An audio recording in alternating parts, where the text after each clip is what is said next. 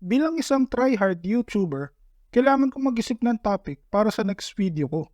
Pero habang nakahiga ako at nag-iisip, paulit-ulit pumapasok sa utak ko yung mga sandali na muntik na ako mamatay. Kaya sige, kwento ko na lang yun. Pinakauna kong alaala yung nakalunok ako ng isda. Maliit pa ako nun, saka hindi pa marunong kumain mag-isa. Kaya sinusubuan pa ako. Pero nung umalis saglit yung nagpapakain sa akin, dinampot ko at sinubo parang hotdog yung isda. Narinig na lang ako ng mga tao sa paligid na nasasakal ako. Nung una, kinakamay pa ng tatay ko yung paghugot sa isda. Pero nasa lalamunan ko na yung tinik, kaya hindi niya makuha. Habang tumatagal, lalo ako nasasakal sa tinik. Buti na lang, mekaniko tatay ko. Kompleto siya sa tools. Gumamit siya ng pliers para matanggal yung tinik sa lalamunan ko.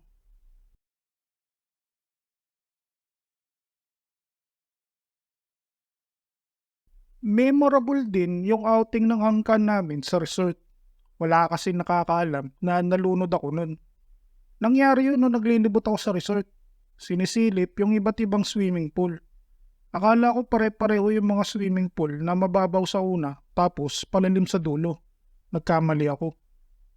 At dahil nga bobo ako, tumalon ako sa isang bakanting pool.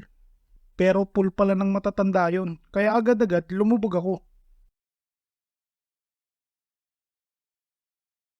Hindi ako marunong lumangoy. Sa buong buhay ko, yun lang ang alaala ko na nagpanik ako at sumigaw ng saklolo. Walang tigil ang pagaspas ng mga kamay ko sa tubig. Kahit nabubulunan ako, pinipilit ko sumigaw ng saklolo. Pero buti na lang may napadaan na binata at sinagip ako. Pagkaahon ko, umalis na agad ako. Wala nang thank you sa nagligtas sa akin.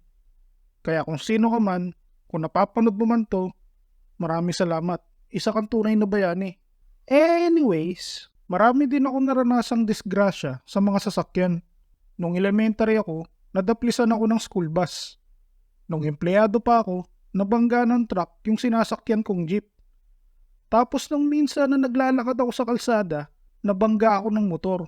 Tumalsik pa ako, pero galos lang nakuha ako. Ang matindi pa nun, ako pa yung nagsorry sa nakabangga sa akin kasi nagkayupi yung motor niya. Bait ko, no? Siguro nga totoo na may guardian angel. O baka sadyang swerte lang talaga ako kaya buhay pa rin ako hanggang ngayon. Ewan.